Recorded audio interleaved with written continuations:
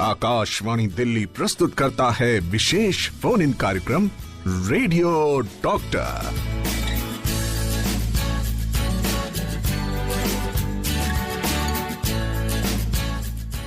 श्रोताओं नमस्कार। कार्यक्रम रेडियो डॉक्टर के आज के संस्करण में आप सभी का बहुत बहुत स्वागत है। मेरा नाम है नेहा और आज के कार्यक्रम में किस विषय पर हम बातचीत करने वाले हैं। अब देखिए भाई, बारिशों का मौसम चल रहा है, ऐसे में आपको जोड़ों की बहुत सारी समस्याओं का सामना करना पड़ रहा होगा। तो आज इसी विषय पर हम बातचीत करने वाले हैं, joint problems during rainy season, यानी कि बरसातों में जॉइंट्स में जो समस्या आ जाती है, आपके जोड़ों में जो तकलीफ होती है, उसका कैसे निदान करें, क्या कारण होते हैं और किस तरह की समस्या से आप जूझ रहे हैं जब जोड़ों की बात आती है इस मौसम में। तो इसी विषय पर आज होगी बहुत सारी बातचीत और हमारे आज के एक्सपर्ट हमारे साथ होने वाले हैं डॉक्टर दीपक जोशी। आप प्रोफेसर हैं, साथ ही ऑर्थो सर्जन हैं, sports injury centre Safdarjung hospital Delhi से। विषय एक बार फिर से आप सभी को बता दूं, आज के रेडियो डॉक्टर कार्यक्रम में बातें होंगी joint problems during rainy season विषय पर, यानी बरसातों में जोड़ों की समस्याएं। अगर आप भी ऐसी किसी समस्या से परेशान हैं तो बिल्कुल परेशान ना हो, कार्यक्रम रेडियो डॉक्टर रोजाना हम आपके लिए लेकर आते हैं और आज बातें इसी विषय पर होंगी। आज का विषय है joint problems in rainy season. हमारे आज के एक्सपर्ट डॉक्टर दीपक जोशी हमारे साथ हैं। आप प्रोफेसर हैं, ऑर्थो सर्जन हैं, sports injury centre Safdarjung hospital Delhi से। डॉक्टर साहब बहुत बहुत स्वागत एफएम रेनबो दिल्ली पर। धन्यवाद, बहुत बहुत thank you. All right doctor साहब, हमारे लिसनर्स हमारे साथ जुड़ चुके हैं, बहुत बेसब्री से आपका इंतजार कर रहे थे। तो सबसे पहले तो यही मेरा एक सवाल मेरे जहन में आ रहा है कि किस तरह की जोड़ों में समस्याएं होती हैं मॉनसून्स में। मॉनसून या रेनी सीजन या विंटर्स ले लें, जैसे जैसे तापमान थोड़ा सा कम होता है तो जो कोलेजन है बॉडी का वो थोड़ा सा स्टिफ हो जाता है।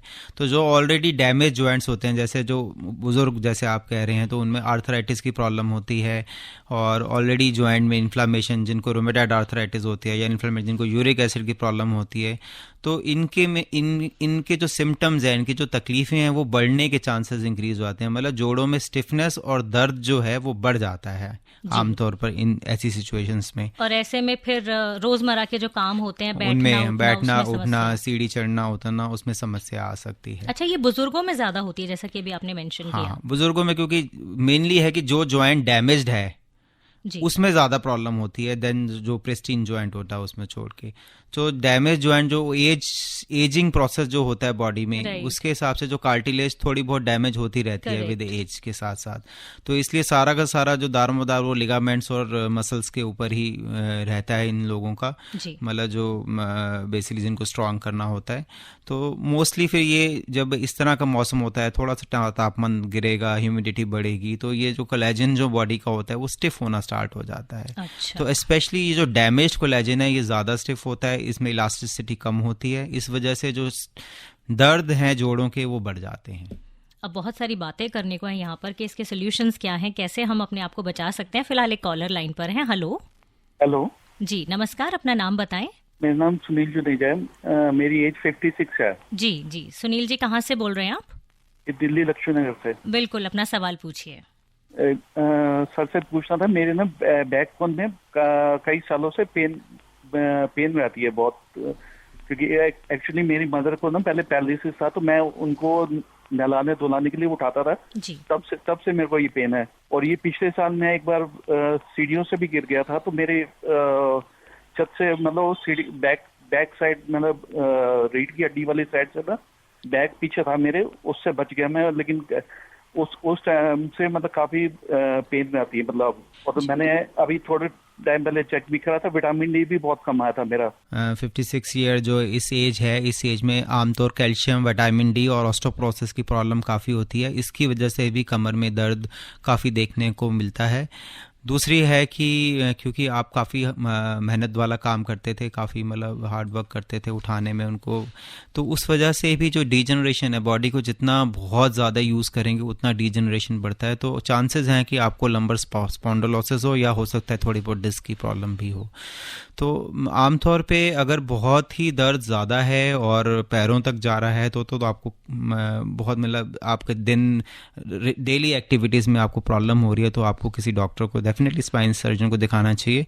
अगर बहुत माइल्ड है और आपने बताया जैसे विटामिन डी कम है, तो आपको विटामिन डी और कैल्शियम एडिक्वेट मात्रा में रहना चाहिए। अप्रॉक्सीमेटली इस एज में हमें 1300 mg के करीब कैल्शियम चाहिए होता है। तो आप अपनी डाइट में देख लें कि उतना है कि नहीं। अगर नहीं है तो आप सप्लीमेंट करें उसको टैबलेट्स के साथ, और साथ में आप विटामिन डी डेफिनेटली, अगर बहुत कम है, अगर 10 से कम है तो आपको इंजेक्शन लेना पड़ेगा। अगर थोड़ा सा 20-25 के आसपास है तो आप दवाइयाँ ले सकते हैं, हफ्ते में 1 गोली ले सकते हैं करीब 3-4 महीने तक। लेकिन इन सबसे भी ज़्यादा इम्पॉर्टेंट है एक्सरसाइज करना, व्यायाम करना। जो लंबर स्पाइन की एक्सटेंशन और फ्लेक्शन एक्सरसाइज हैं वो करनी है। वो किस तरह की एक्सरसाइज करनी है वो आपको फिजियोथेरेपिस्ट या डॉक्टर बताएंगे आपका एक्सरे देख के। उम्मीद करती हूँ सुनील जी आपने डॉक्टर साहब की बात नोट की है, और जैसा जैसा उन्होंने कहा है आप बिल्कुल वैसा करें और आपकी समस्या बिल्कुल सही हो जाएगी। फोन करने के लिए बहुत बहुत शुक्रिया। हेलो। हेलो जी नमस्कार, अपना नाम बताएं। जी नमस्कार जी मैम, मैं अंशुल बात कर रहा हूँ मेरठ से। अंशुल जी स्वागत आपका कार्यक्रम में, सवाल पूछें।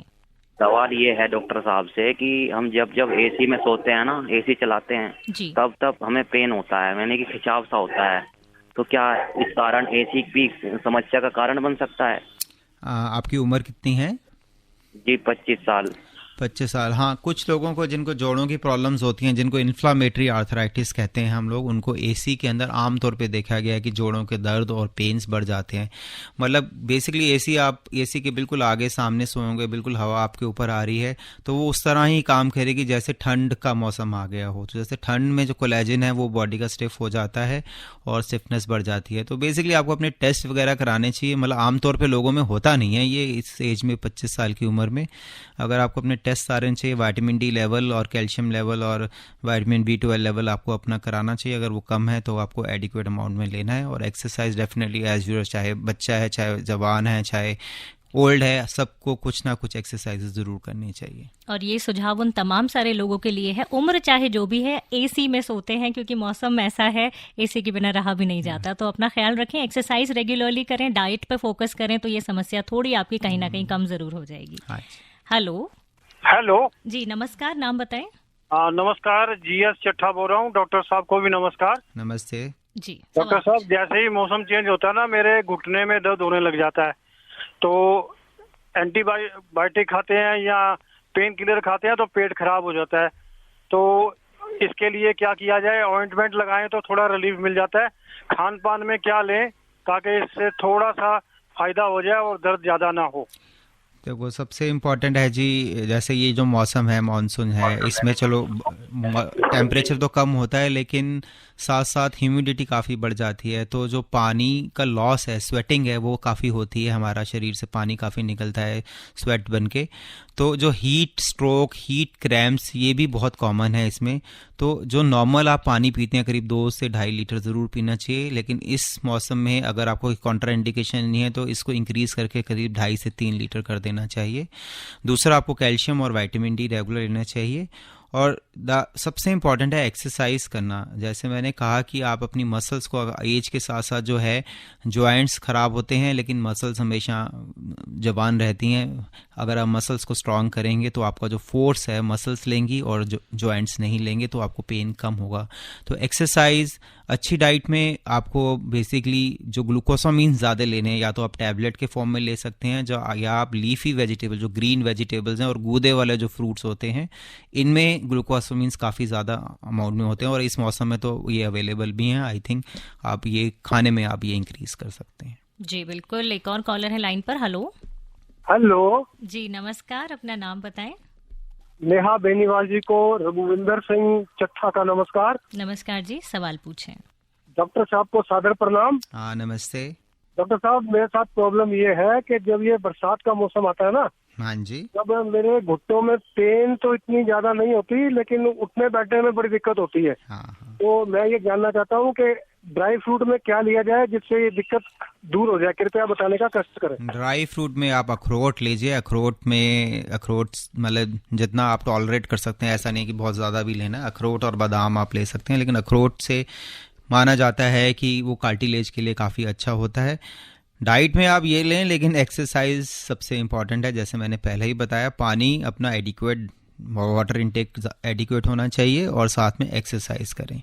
जी डॉक्टर साहब, मुझे ऐसा लगता है कि जब ड्राई फ्रूट्स की बात आती है तो ये एक मन में बड़ी संशय होता है कि भाई इसको भिगो के खाएं कि डायरेक्ट खा सकते हैं। हाँ, कुछ लोग जैसे हम लोग भी हैं, हम भिगो के ही खाते हैं, क्योंकि आप डायरेक्ट खाएंगे तो कुछ लोगों को मुंह में एलर्जी या अल्सर्स इस तरह की Pimples प्रॉब्लम निकल आते हैं कई बार। इस तरह की प्रॉब्लम होती हैं, तो तो भिगो कर ही खाना चाहिए। चाहे वो अखरोट हो हाँ, या फिर बादाम और हो। एडिक्वेट, मतलब बहुत ज्यादा भी नहीं खाना चाहिए, लिमिट में खाना चाहिए। लिमिटेड क्वांटिटी में खाना चाहिए। तो इस बात का आप जरूर ख्याल रखें जो लोग ड्राई फ्रूट्स कंज्यूम करते हैं। हेलो हेलो जी, नमस्कार, कौन बोल रहे हैं? नमस्कार जी मैडम, सदाशिव पालकर, महाराष्ट्र, नवी मुंबई से। नमस्कार भाई साहब, हाँ सवाल जी, हाँ जी। पूछे, सवाल हाँ, पूछे। मेरा डॉक्टर साहब को सवाल है। डॉक्टर साहब जी नमस्कार। नमस्ते नमस्ते। साहब जी, मेरी एज है अभी 67। हाँ जी। अभी तक मुझे ऐसा कोई प्रॉब्लम नहीं, जोड़ों का या गुड़घे का या कमर का कोई भी तकलीफ नहीं है। बहुत बढ़िया। बिल्कुल फर्स्ट क्लास है, क्योंकि सुबह शाम मैं कंपलसरी योगा करता हूँ। हाँ, इसी वजह से और इसी। लेकिन आगे चल के मुझे ना हो तो उसके लिए प्रतिक्रिया कुछ बता दीजिए, क्या खाना और कैसा चलना, वो जरा प्लीज। योगा आप करते रहें, योगा से बढ़कर कुछ नहीं है, और एक्सरसाइज करें, वॉक करें और स्ट्रेंथनिंग एक्सरसाइज करें, कमर की, घुटने की, जो सिंपल, वो योगा में भी आप करते होंगे, वही सब। अभी तक आप ठीक हैं तो आगे भी ठीक रहेंगे। डाइट में अपना आप कैल्शियम, विटामिन डी साल में 3 महीने लीजिए, और साथ में और एडिक्वेट अमाउंट अपने दूध और ये वाले प्रोडक्ट्स जो हैं, प्रोटीन, हाई प्रोटीन डाइट लीजिए। कार्बोहाइड्रेट्स आप अपने आप कम करिए इस एज में, और मेरे ख्याल से एक्सरसाइज करते रहेंगे तो आगे कभी प्रॉब्लम नहीं होगी। वो ऑलरेडी अपना इतना अच्छा ख्याल रख रहे हैं तो हाँ आगे भी मेंटेन करेंगे। डॉक्टर साहब, एक मैसेज ले लेते हैं। गोलू का मैसेज आ गया है मेरठ यूपी से। कहते हैं 23 वर्ष के हैं और इनके घुटनों में और लेग्स में कई बार कट कट की आवाज आती है, तो ये क्या वजह हो सकती है? ऐसा है गोलू जी, 2 तरह की, एक तो होता है कि पूरी बॉडी में कट कट की आवाज आती है, ये नॉर्मल होती है। 1 in 1000, मतलब 1000 में एक इंसान में इस तरह की नॉर्मल आवाज आती है। नॉर्मल इसमें कुछ नहीं करना होता है, ये जनरली आपको वैसे फील होता होगा, लेकिन ये कुछ करना नहीं होता। लेकिन अगर आपको इसमें तकलीफ है, दर्द हो रहा है और आपकी लॉक हो रहा है नी को, या आपका नी फंस जाता है किसी पोजीशन में, तो ये एक डिफरेंट प्रॉब्लम, डिस्क्वायड मेनिस्कस हो सकती है, या मेनिस्कस का टेयर, वॉशर का टेयर हो सकता है, या वॉशर की बनावट चेंज हो सकती है। तो उसका इलाज पॉसिबल है सर्जिकली या एक्सरसाइज से पॉसिबल है, तो वो आपको डॉक्टर को दिखाना पड़ेगा। पर एज सच जो आवाज़ आना जोड़ों में से, ये काफ़ी पेशेंट्स में, काफ़ी लोगों में नॉर्मल होता है। नॉर्मल होता है। डॉक्टर साहब, एक और मैसेज है। हमारे बड़े रेगुलर लिसनर हैं प्रेमचंद प्रेमी जी, धामपुर जिला बिजनौर से। ये 58 ईयर्स के हैं। कहते हैं कि ये अपने जीवन में एक स्पोर्ट्स पर्सन की तरह रहे हैं और अब बिल्कुल ठीक है, लेकिन कभी कभी ये पनीर, दाल और चावल जैसी जब चीज़ें खा लेते हैं तो इनके जोड़ों में बड़ी तकलीफ होती है। अब ये पनीर जो आप रिलेशन बता रहे हैं, तो अपना यूरिक एसिड ज़रूर टेस्ट कराएं, क्योंकि जो प्रोटीन से रिलेटेड जॉइंट पेन्स होती हैं उसमें यूरिक एसिड बढ़ जाता है, तो इसमें लो प्रोटीन डाइट हमें देनी होती है। तो अपना, अगर आपका यूरिक एसिड ठीक है तो आई थिंक थोड़ा आप रिड्यूस करके देख सकते हो, पर अगर यूरिक एसिड बढ़ा हुआ है तो उसकी दवाई लेनी पड़ेगी और प्रोटीन्स की मात्रा कम करनी पड़ेगी। इसके लिए फिर कौन सा टेस्ट कराना होता है अगर हमें? सेरम यूरिक एसिड कराना है आपको। चलिए अगले कॉलर के पास चलते हैं। हेलो हेलो जी। हाँ जी, कौन बोल रहे हैं? जी, मेरा नाम राजेश है जी, मैं सुकुर बस्ती से बोल रहा हूँ। राजेश जी, स्वागत आपका कार्यक्रम में। अपना सवाल पूछें आप।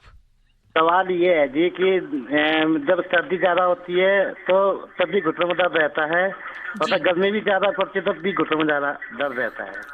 जी, सर्दी और गर्मी दोनों में दर्द हो सकता है। जो गर्मी में दर्द होते हैं वो होते हैं क्रैम्प्स की वजह से, वो हीट क्रैम्प्स आ जाते हैं, क्योंकि बॉडी से जो पानी है काफ़ी मात्रा में बाहर निकलता है, स्वेट बन के, ठीक है, पसीना बन के निकलता है। तो आपको जो पानी है वो करीब 2.5 से 3 लीटर इंक्रीज करना पड़ेगा। और सर्दियों का दर्द अलग है, जो मौसम ठंडा होता है तो वो कोलेजन स्टिफ हो जाता है, जो मैंने पहले भी बताया, तो उसके लिए आपको एक्सरसाइज रेगुलर करनी है। जी, बहुत बहुत शुक्रिया फोन करने के लिए। अगले कॉलर के पास चलते हैं। हेलो जी, नमस्कार। नमस्कार जी, कौन बोल रहे हैं? मैं लखनऊ से राजा बात कर रहा हूँ। स्वागत आपका कार्यक्रम में, आप सवाल पूछें।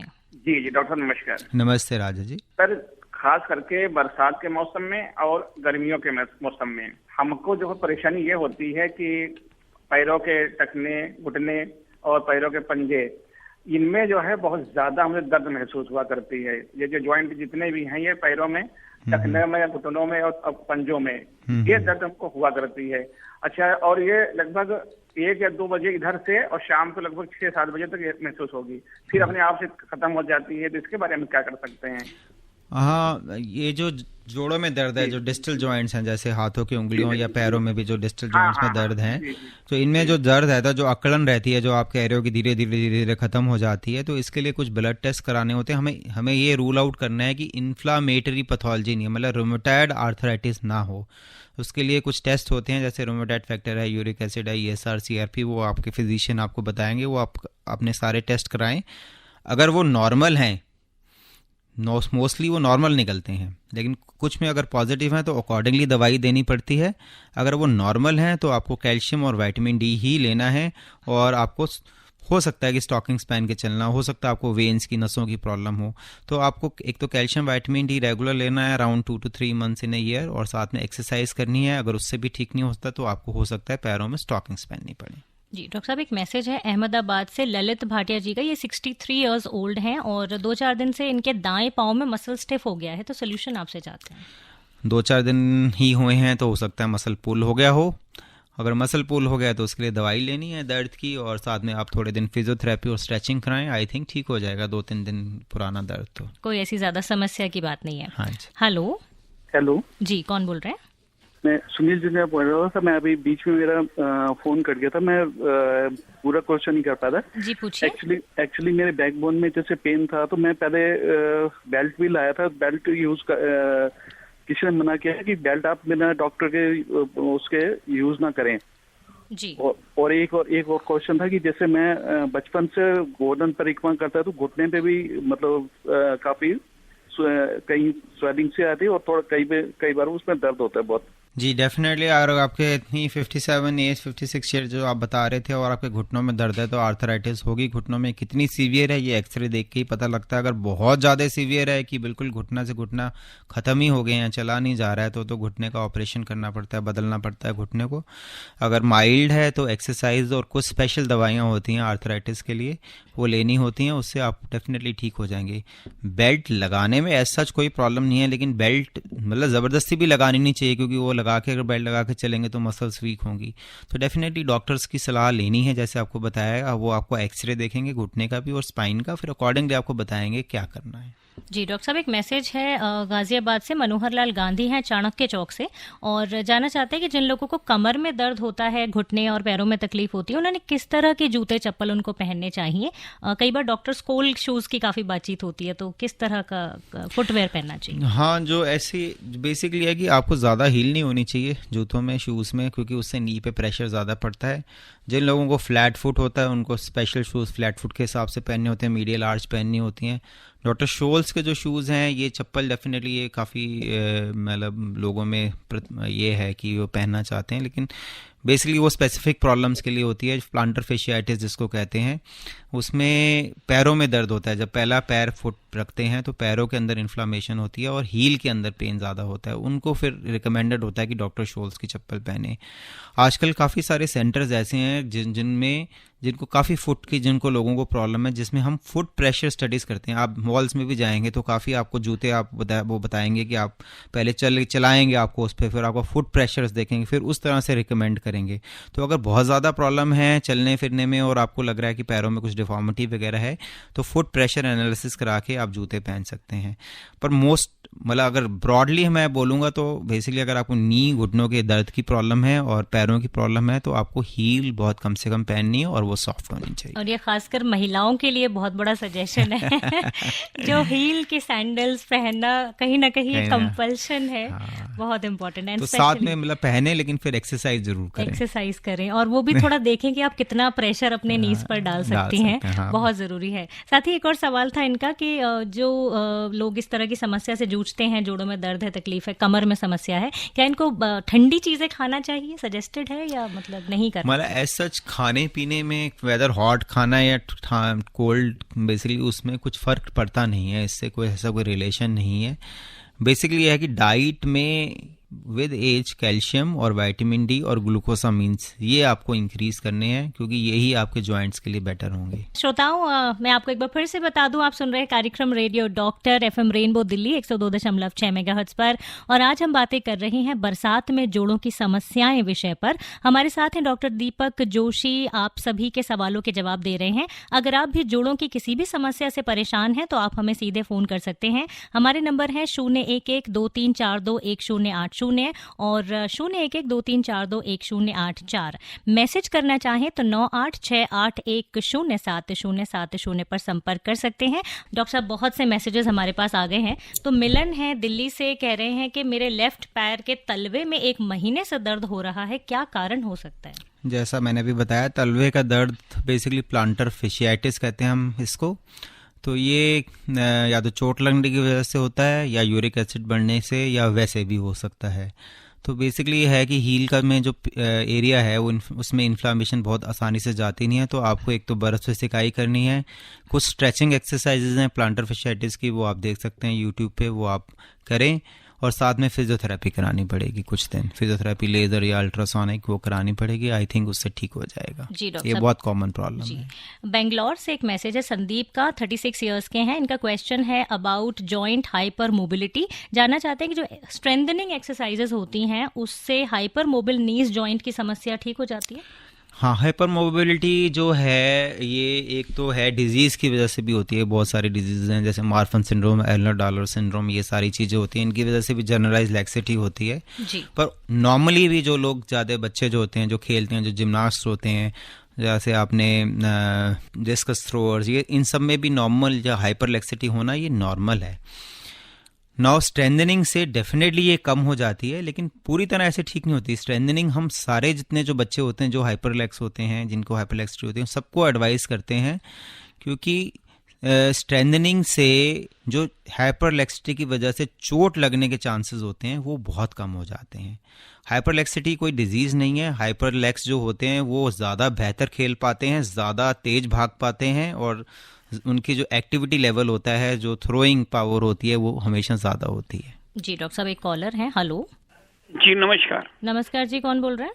मैं जयकिशन अग्रवाल साइकिल मार्केट चांदनी चौक से बात कर रहा हूँ। जी, सवाल पूछे जयकिशन। मेरा क्वेश्चन ये है कि क्या हमें, जो पहले हम लोग खाट पे और रुई के गद्दे पे सोते थे तो कमर ठीक रहती थी, अब नॉर्मल गद्दे पे, हम डल्लप के गद्दे पे सोते हैं, तो हमारे को कैसा गद्दा यूज करना चाहिए जिससे कि कमर हमारी बिल्कुल ठीक रहे? नंबर 2, जिन औरतों का, जिन महिलाओं का 25-26 साल में फैमिली प्लानिंग का ऑपरेशन हो जाता है, तो देखने में आता है कि वह 10-15 साल के बाद, 35-36 साल की उम्र में उनके कमर में दर्द रहने लग जाता है, फिर वो दर्द की गोलियां खाने लग जाती हैं। तो क्या ये उचित है या नहीं है? और तीसरा मेरा क्वेश्चन ये है कि जो यूरिक एसिड की आपने बात की है, तो यूरिक एसिड ना बढ़े तो हमें ऐसी क्या सब्जी, क्या चीज खानी चाहिए जिससे कि हमारा यूरिक एसिड ठीक रहे? मैं टेलीफोन सुन रहा हूँ, मेरा रेडियो नहीं है। जी, आप टेलीफोन पे सुनिए और आपके तीनों सवालों के जवाब आप सुनिए डॉक्टर साहब से। जो पहला सवाल क्या था इनका कि जो बिस्तर गद्दा हम रुई वाले, हाँ, रुई वाले गद्दे जो होते थे पहले बहुत बढ़िया होते थे, डेफिनेटली उनसे कमर और बैक की प्रॉब्लम्स कम होती थी। अब जो मैट्रेस हैं, आपको जो ना ज़्यादा सॉफ्ट होना चाहिए, ना बहुत हार्ड होना चाहिए, तो बीच का होना चाहिए। मतलब ये नहीं कि डॉक्टर्स मैट्रेस ही आपको पहनना है जो बहुत हार्ड होता है। तो अपने हिसाब से आप देखिए कौन सा बेटर रहता है। पर डेफिनेटली जो मोटा रुई का गद्दा अभी भी बहुत बेहतर है, उससे डेफिनेटली कमर में दर्द हमने देखा है कि कम होता है लोगों को। दूसरा जो सवाल आपने किया वो बिल्कुल गलत है, वो बिल्कुल मिथ्या है।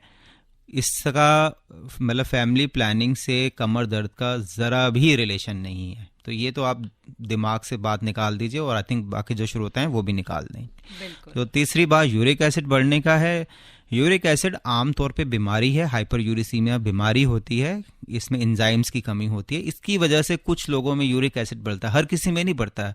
हर कोई जितना भी प्रोटीन खा ले, प्रोटीन जो होता है उससे यूरिक एसिड बढ़ता है, लेकिन हर किसी में नहीं होता है। ये जिनको वो बीमारी होती है उन्हीं में हाइपर यूरिसीमिया होता है, उनको प्रोटीन डाइट कम करने की रिकमेंडेशन है, हर किसी को नहीं। डॉक्टर साहब, अब ये कैसे पता करें कि अगर हम प्रोटीन ले रहे हैं किसी भी फॉर्म में, चाहे वो वेजिटेरियन सोर्स है या नॉन वेजिटेरियन सोर्स है, तो हमें उससे समस्या हो जाएगी या होगी, तो उसका हम कुछ इलाज, कुछ टेस्ट करा सकते हैं? बेसिकली है कि uric acid, serum uric acid होता है। हम सबको बेसिकली जो यंगर जनरेशन है एवरी 5 ईयरली, और जो थोड़े ओल्डर हैं every 1 yearly health checkup complete कराना चाहिए। कंप्लीट ब्लड टेस्ट हमारे कराने चाहिए। जो कंप्लीट ब्लड टेस्ट आजकल काफ़ी चीप होते हैं, सस्ते होते हैं, तो उनमें सारी रिपोर्ट्स आ जाती हैं, और लीवर का, किडनी का, जो KFT होता है उसका यूरिक एसिड भी होता है। और हमें बेसिकली रेगुलर जो लिपिड प्रोफाइल ये रेगुलर हमें कराना चाहिए, जिसमें हमें सब कुछ पता लग जाता है कि क्या बढ़ रहा है।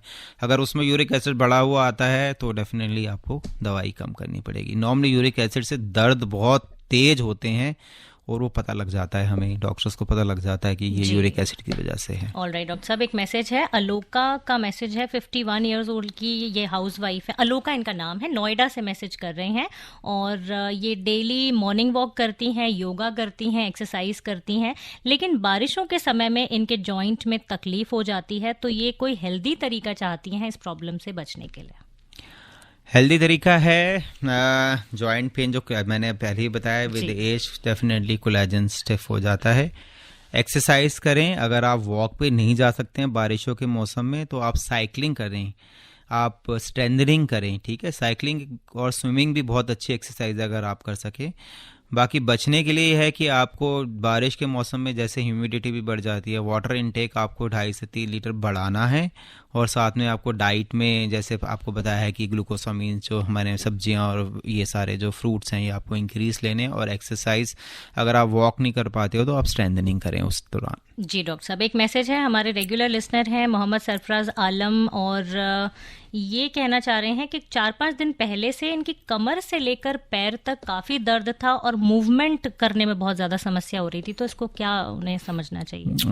हो सकता है इन्होंने कुछ भारी चीज़ उठाई हो। ये जो बता रहे हैं ये डिस्क का प्रॉब्लम लगता है, तो आपको ऑर्थोपेडिक सर्जन को दिखाना चाहिए इमीडिएटली। वो बताएगा कितनी सीवियरिटी है।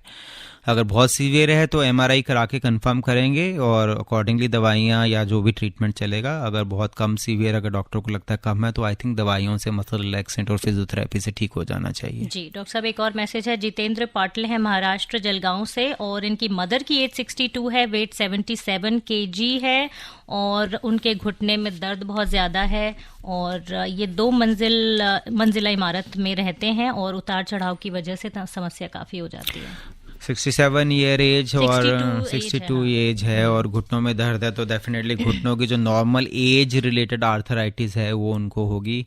अगर इनको बहुत सीवियर है तो डेफिनेटली सीढ़ियाँ चढ़ना उतरना इनको या तो शिफ्ट कर सकते हैं नीचे वाले घर में, तो बेहतर है। अगर नहीं, जो कि नहीं भी हो पाता है लोगों से, तो बहुत ज़रूरी हो जो एक बार चढ़ना और एक बार उतरना वो ही करें। साथ में एक्सरे कराएं, और अगर बहुत ज़्यादा सीवियर है, अगर डॉक्टर सलाह देता कि घुटना बदलना पड़ेगा तो घुटना बदलना पड़ेगा, उससे बिल्कुल ठीक हो जाएंगी, ऊपर नीचे भी चढ़ पाएंगी आराम से। अगर लगता है कि नहीं है एक्सरे में और इतना ज़्यादा ख़राब नहीं है, तो कुछ दवाइयाँ और एक्सरसाइज और फिजियोथेरेपी से काफ़ी फ़र्क पड़ेगा। ऑलराइट डॉक्टर साहब, एक कॉलर है। हेलो, नमस्कार मैम। नमस्कार जी, कौन बोल रहे हैं? नमस्ते मैम, मैं पवन शर्मा बोल रहा हूँ नोएडा से। पवन जी, स्वागत आपका कार्यक्रम में, सवाल पूछें। जी धन्यवाद। मेरे घुटनों में पेन रहता है, और मुझे आई थिंक टेनिस एल्बो भी है, तो इसमें सिकाई करनी है तो कौन सी करनी है, बर्फ वाली करनी है या गर्म वाली करनी है? टेनिस एल्बो में बर्फ से करनी है और घुटनों में गर्म वाली करनी है आपको। और एक्सरसाइज दोनों में स्ट्रेचिंग और एक्सरसाइजेज होती हैं, अलग अलग तरह की। टेनिस एल्बो के लिए अलग एक्सरसाइज होती हैं, आप यूट्यूब पे देखेंगे आपको मिल जाएंगी, और घुटने के लिए तो एक्सरसाइज बहुत कॉमन है। जी बहुत बहुत शुक्रिया पवन जी फोन करने के लिए। अगले कॉलर से बात करते हैं। हेलो। हेलो जी, कौन बोल रहे हैं? नमस्कार जी। नमस्कार जी, कौन बोल रहे हैं? अपना नाम बताएं। देवेंद्र शर्मा बोल रहा हूँ जी, मेरठ से जी देवेंद्र जी, आप सवाल पूछें अपना। हाँ जी, ये कोहनी, हमारी कोहनियों में दर्द हो रहा है, क्या आर्थराइटिस से संबंधित है ये? आपकी उम्र कितनी है? उम्र है जी मेरी 60। कोहनियों में जो दर्द होता है 2 तरह के, गोल्फर एल्बो या टेनिस एल्बो कहते हैं, और आर्थराइटिस की वजह से भी हो सकता है। अब ये तो देख के पता लगेगा कि कैसा दर्द है, ठीक है, तो ये आपको डॉक्टर को दिखाना पड़ेगा, वही आपको बता पाएगा कि क्या एग्जैक्टली है, और हर चीज का ट्रीटमेंट है और ठीक हो जाएंगे आप फिजियोथेरेपी से। ऐसे सोचते हैं जी, कभी ऊपर के ऊपर रह जाए, नीचे के नीचे, ऐसे सीधे करते बरोबर ऊपर के ऊपर सीधे के सीधे रहता है, तो हो सकता है आर्थराइटिस हो रही हो। तो ये एक्सरे करा के ही पता लगेगा कितनी सीवियर है, और हर चीज़ का ट्रीटमेंट है। और अगर आर्थराइटिस है तो अकॉर्डिंगली इलाज किया जाएगा, अगर टेनिस एल्बो है तो अकॉर्डिंगली किया जाएगा। धन्यवाद फोन करने के लिए। हेलो हेलो जी, कौन बोल रहे हैं? इमदादुल, वेस्ट बंगाल से। सवाल पूछें। हाँ जी, जो पेन के लिए जो आइस पैक यूज करते हैं वो क्या सही है? किसके लिए? Ice pack. पेन के लिए पेन के लिए हर पेन के लिए आइस पैक नहीं यूज किया जाता है। जो अक्यूट पेन होती है, जो इमीडिएट चोट लगी है, उसमें आइस पैक किया जाता है, और जो नॉर्मल बहुत लंबे दर्द होते हैं उसमें हॉट पैक यूज किया जाता है। लेकिन कुछ स्पेसिफिक जगह हैं, जैसे मैंने बताया टेनिस एल्बो, गोल्फ एल्बो, जो बोनी पॉइंट्स होते हैं, जो प्लांटर फिशियाटिस, तो उसमें आइस पैक यूज किया जाता है। ठीक है जी, बहुत बहुत शुक्रिया फोन करने के लिए। श्रोताओं, आप सुन रहे हैं कार्यक्रम radio doctor FM rainbow Delhi 102.6 पर। हम बस एक छोटे से अंतराल के बाद लौट कर आते हैं। आप कहीं न जाएं, हमें संपर्क करें अगर आपके जोड़ों में है कोई भी समस्या। आप सुन रहे हैं विशेष फोन इन कार्यक्रम radio doctor. Welcome back to the show radio doctor. आइए अब अगले कॉलर से बात करते हैं आज के कार्यक्रम में। हेलो जी, कौन बोल रहे हैं? मैं डॉक्टर भानु बोल रहा हूँ जी, अपना सवाल पूछें। दिल्ली से। एक्चुअली मैं जब सोता हूँ रात में AC ऑन करके, एक बार मुझे पेन बहुत ज्यादा हो गया था, मैं उठ भी नहीं पा रहा था। मेरे लेफ्ट कंधे में पेन होता है, और अभी दवा लिया था, ठीक हो गया था। भानु जी, आपसे गुजारिश है अपना सवाल एक बार दोहराएं आप। जी, मैं एक्चुअली ऐसे में सोने की वजह से मेरे बाएं कंधे में दर्द शुरू हुआ था जी, और अभी वो हल्का हल्का लगभग 1 महीने से होता ही है। वो क्यों हो रहा है? जी, अच्छा, तो सोने की वजह से इनके कंधे में दर्द। एज कितनी है आपकी? उम्र कितनी है? 33 एज में जनरली AC से रिलेटेड डेफिनेटली, अगर AC से अगर उस जॉइंट में कोई भी दर्द अगर आपको पहले से था तो डेफिनेटली AC में सोने से या ठंड में वो बढ़ जाएगा। जो कॉमन प्रॉब्लम्स हैं, जो डायबिटिक्स होते हैं, या नॉर्मल पॉपुलेशन में भी एक स्टिफ शोल्डर प्रॉब्लम होती है, या एडेसिव कैप्सुलाइटिस कहते हैं हम उसको अपनी लैंग्वेज में। उसमें कंधा जाम हो जाता है। जो कंधा जाम हो जाता है वो डेफिनेटली, चाहे मौसम ठंडा हो, चाहे बारिश का मौसम हो, चाहे सर्दी हो, चाहे AC के अंदर, डेफिनेटली उसमें जोड़ में स्टिफनेस और दर्द बढ़ जाती है। तो आपको बेसिकली दिखाना पड़ेगा डॉक्टर को एग्जैक्टली किस वजह से, किसी चोट की वजह से है या नॉर्मल स्टिफनेस है, और अकॉर्डिंगली आपको फिजियोथेरेपी और कुछ स्पेशल स्ट्रेचिंग एक्सरसाइजेज होती हैं वो करनी पड़ेंगी। आई थिंक उससे आपको राहत मिलेगी और दर्द ये ठीक हो जाएगा। डॉक्टर साहब, कुछ मैसेजेस हमारे पास हैं। शशि हैं दिल्ली से। ये कुछ ऐसे फ्रूट्स आपसे एक बार फिर से जानना चाहते हैं जिनके अंदर ग्लूकोसमाइन जो एक तत्व है वो मिलता है। जिन भी फ्रूट्स में पल्प होता है, जैसे मैंगोज हो गए, जैसे ऑरेंजेस हो गए, जिसमें पल्प ज़्यादा होता है, वो डेफिनेटली उसमें ग्लूकोसामीन्स मोस्टली सब में ही होता है, लेकिन जिनमें जो पल्पी होते हैं और जो लीफी वेजिटेबल्स होती हैं जिनमें लीव्स ज़्यादा होते हैं, उनमें ग्लूकोसामीन्स काफ़ी अधिक मात्रा में होता है। तो आई थिंक सबको ये एडिक्वेट अमाउंट में लेना चाहिए। हेलो, कौन बोल रहे हैं? हाँ जी, नमस्कार मैडम। नमस्कार जी, आप कौन बोल रहे हैं? हाँ, नीलम बोल रही थी, दिल्ली से ही बोल रही। सवाल पूछे नीलम जी। हाँ जी, सर को भी नमस्कार जी। सर, मेरे को ना ये जानना है, मेरा जो लेफ्ट नी है ना, तो उसके नीचे ना काफ मसल्स में मेरे को दर्द रहता है, काफी टाइम से है सर, और ये ना ज्यादातर खाना खाने के बाद होता है और पूरा फिंगर्स तक जाता है, एंकल तक भी जाता है। न्यूरोलॉजिस्ट को भी दिखा चुकी हूँ पर आराम नहीं आ रहा सर वैसे। तो यही थोड़ा मतलब आपकी ओपिनियन लेनी थी। वो नसों की भी जांच कराई है मैंने, उसमें भी कुछ नहीं निकला। अच्छा, डॉपलर भी आपको नॉर्मल निकला? जी, सुनिए। ठीक है, अगर आपको डॉपलर भी नॉर्मल है, वेन्स की प्रॉब्लम नहीं है, सबसे इम्पोर्टेंट तो हमें रूल आउट यही करनी चाहिए कि वेन्स में थ्रोम्बोसिस ना हो, वो काफ़ी रिस्की चीज़ होती है। दूसरा जो है, इट इज़ बेसिकली जो काफ पेन्स होते हैं वो बहुत सारी डेफिशिएंसीज की वजह से भी होते हैं। तो सबसे कॉमनेस्ट जो हमने देखा है, अगर वाटर इनटेक ठीक ना हो, जो हमारे पेशेंट्स में जो भी मैं एडवाइस करता हूँ कि वाटर इनटेक बहुत इंपॉर्टेंट है, 2.5 से लीटर बॉडी को ज़रूरत पड़ती है। अगर इससे कम पानी पियेंगे तो मसल स्टिफ रहेंगी और पेन करेंगे, उनमें क्रैम्प्स ज़्यादा होंगे। दूसरी चीज़ जो रीज़न हो सकता है कि आपकी मसल पुली हुई हो, क्रॉनिक मसल इंजरी हुई हो काफ की, तो उसके लिए रेगुलर रोलिंग और स्ट्रेचिंग करनी पड़ती है, जो कि आपको ट्रेनर या फिजियोथेरेपिस्ट बताएगा कैसे इसको आपको स्ट्रेच करना है। और आपको विटामिन E और आई थिंक मैग्नीशियम की टैबलेट्स लेंगे, तो ये भी हम कुछ लोगों में देते हैं जिनमें काफ पेन्स होते हैं। और विटामिन D और कैल्शियम डेफिनेटली आपको 2 से 3 महीने साल में लेना चाहिए। डॉक्टर साहब एक मैसेज है हमारे पास, इन्होंने अपना नाम तो नहीं लिखा लेकिन कह रहे हैं कि 12 वर्षीय इनकी बेटी है जिसके पैर में प्लांटर वॉट नाम की समस्या हो गई है, तो कॉजेज और ट्रीटमेंट जानना चाहते हैं। प्लांटर वॉट हो सकता है। वॉट्स बेसिकली स्किन की प्रॉब्लम्स हैं और बेसिकली आपको स्किन स्पेशलिस्ट को दिखाना है। ये या तो वो दवाई देंगे लगाने के लिए, उससे कम हो जाएंगे, या फिर एक्सरसाइज करना पड़ सकता है। वॉट्स के काफ़ी सारे ऑटोइम्यून कॉजेज़ भी होते हैं, तो वो ब्लड टेस्ट से रूल आउट करने पड़ेंगे कि कोई और प्रॉब्लम तो नहीं है ब्लड में। ऑटोइम्यून प्रॉब्लम अगर है तो फिर अकॉर्डिंगली उसकी मेडिसिन चलेंगी या दवाइयाँ चलेंगी। पर मोटा मोटा ये है कि वॉट काफ़ी कई बार पेनफुल होते हैं, तो वो अगर पेनफुल है तो आप स्किन स्पेशलिस्ट को दिखाएं या कॉस्मेटिक सर्जन को दिखाएं, वो एक्सरसाइज या लेज़र या कॉटरी से एक्सरसाइज कर देंगे। जी डॉक्टर साहब एक मैसेज है, 50 वर्षीय इनकी मदर की एज है और पिछले 13 वर्षों से हर समय उनके जॉइंट्स में पेन रहता है और सीढ़ी चढ़ने और कोई भी काम करने में, जैसे कि बहुत सारी समस्या हम पहले ही डिस्कस कर चुके हैं। RA फैक्टर कहते हैं कि बढ़ा रहता है, तो सोल्यूशन कुछ आप बताएं, जो कि बहुत देर से आप बता रहे हैं। RA फैक्टर जो है ये डेफिनेटली ये इन्फ्लामेटरी, जैसे हमने बताया अभी तक तो एजिंग हम बता रहे थे। RA फैक्टर पॉजिटिव मतलब 40 और हम इनको 37 साल के आस की उम्र से ये प्रॉब्लम है। सो जो ये ऑटो इम्यून या ब्लड रिलेटेड प्रॉब्लम्स हैं जिसमें ब्लड में RA फैक्टर बढ़ा हो, तो इन्फ्लामेशनरी आर्थराइटिस है इनको। तो ये कहीं जाएगी नहीं, ये ब्लड शुगर की तरह है, थायराइड की तरह है, ब्लड प्रेशर की तरह है। इसमें दवाई स्पेशल दवाइयाँ होती हैं, डॉक्टर्स ने प्रिस्क्राइब भी की होंगी, अगर आपने दिखाया होगा। जो रेमेटोलॉजिस्ट हैं या ऑर्थो सर्जन, आप किसी को भी दिखा सकते हैं। एक स्पेसिफिक दवाइयाँ, सेट ऑफ दवाइयाँ होती हैं जो लाइफ लॉन्ग लेनी पड़ती हैं। ये कम ज़्यादा हम करते हैं सीज़न के हिसाब से, जैसे सर्दियों में हम कम बढ़ा देते हैं दवाइयाँ और गर्मियों में हम कम कर देते हैं। जी डॉक्टर साहब ओम प्रकाश खंडेलवाल हैं उज्जैन से।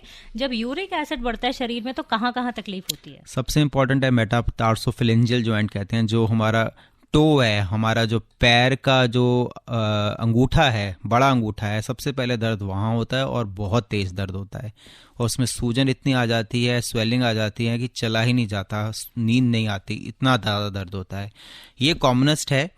बाकी लेकिन किसी भी जोड़ में जैसे नी में या हील के अंदर वहाँ भी दर्द हो सकता है, पर कॉमनेस्ट इस जॉइंट में होता है। डॉक्टर साहब कुछ घरेलू इलाज भी होते हैं किसी तरह के दर्द के, अगर जॉइंट्स में कहीं पेन है तो लिसनर जानना चाहते हैं। अगर घरेलू इलाज हम लेके चलें कि शॉर्ट टर्म हम हमेशा शॉर्ट टर्म ट्रीटमेंट और लॉन्ग टर्म ट्रीटमेंट बोलते हैं। शॉर्ट टर्म ट्रीटमेंट है दवाइयाँ, दर्द की दवाइयाँ होती हैं, वो मतलब अगर दर्द ज़्यादा हो तो ले लेनी चाहिए, ऐसा कुछ नहीं है कि नहीं लें, दर्द में रहने की ज़रूरत नहीं है। और दर्द के साथ आपको सबसे इम्पॉर्टेंट है एक्सरसाइज करना। जो एक्सरसाइज है वो ही लॉन्ग टर्म ट्रीटमेंट है जो दर्द को दोबारा रिकर करने से रोकेगी, जो दोबारा होने से रोकेगी। डॉक्टर साहब मेरठ से एक लिसनर कहते हैं कि इनकी एक फिंगर में बहुत दर्द होता है, हाथ में, तो उसका क्या कारण हो सकता है? एज बताइए इन्होंने? कुछ नहीं लिखा इन्होंने। फिंगर पे दर्द एक है, चोट लगी हो सकती है। हम जैसे मुझे भी एक बार क्रिकेट में चोट लग गई थी, बड़े टाइम बाद ठीक हुई थी। सो एक फिंगर में जो दर्द होती है तो जनरली चोट लगने की वजह से होती है। जो दूसरे कॉज हैं वो होते हैं, ट्रिगर फिंगर हो सकती है, टेंडन में इन्फ्लामेशन हो सकती है, वो किसी भी वजह से हो सकती है। मच्छर भी काट जाएगा, उससे भी इन्फ्लामेशन हो सकती है टेंडन में, तो आपको दिखाना पड़ेगा ऑर्थोपेडिक सर्जन को, वो आपको एग्जैक्टली बताएंगे और ट्रीटमेंट करेंगे। और छोटी मोटी कहीं पे अगर कोई दर्द होने लगता है तो उससे ज्यादा परेशान होने की बजाय थोड़ा सा देखें कि कितने समय तक दर्द है, हाँ, और फिर डॉक्टर को दिखाएं। डेफिनेटली आप आइस पैक लगाएं, बर्फ से सिकाई करें। अगर इमीडिएट दर्द स्टार्ट हुआ है आपका, वेट करें, ज़्यादा पेन किलर्स नहीं लें। आई थिंक सिंपल पैरासीटामोल या डोलो की टैबलेट आई थिंक काफ़ी होती है अगर बहुत दर्द है।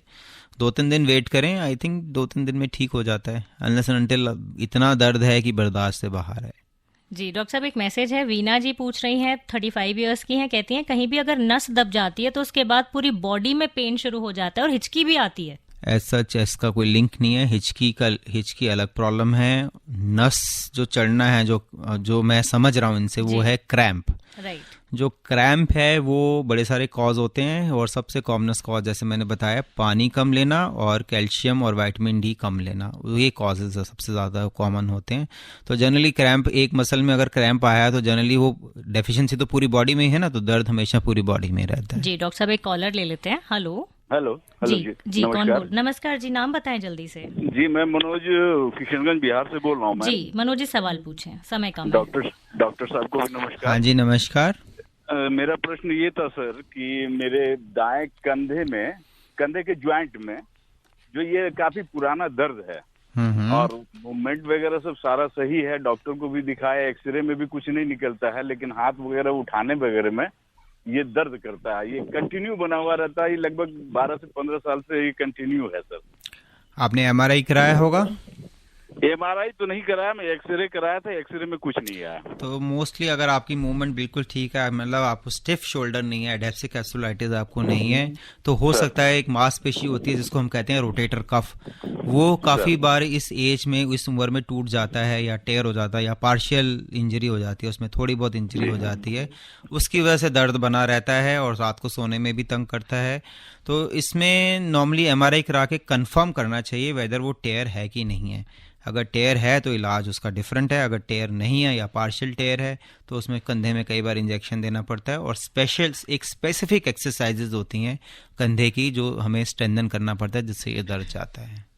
जी डॉक्टर साहब अब मेरे कुछ सवाल हैं क्योंकि समय बहुत कम है और अब मैं सोचती हूँ कि मैं अपने सवाल आपसे पूछ लूँ। जब भी शरीर में कहीं दर्द होता है तो जनरली हमारा मन में आता है कि हम जाकर एक पेन किलर ले लें या फिर ओवर द काउंटर कोई मेडिसिन ले लें, क्या ये सही तरीका हो सकता है? नहीं, डेफिनेटली वैसे मैंने बताया कि एकदम से अगर दर्द हो रहा है तो आप थोड़ा वेट करें, सिकाई करें, हॉट पैक लगाएं। पेन किलर की हर दवाई के साइड इफेक्ट्स होते हैं जी, पर यह भी नहीं है कि अगर आपको बहुत दर्द है आपको बर्दाश्त ही करना है। अगर बहुत ज़्यादा पेन दर्द है तो आप मतलब पैरासीटामोल 650 mg आप ले सकते हो। आप देखें थोड़ी सेफ मेडिसिन है ये।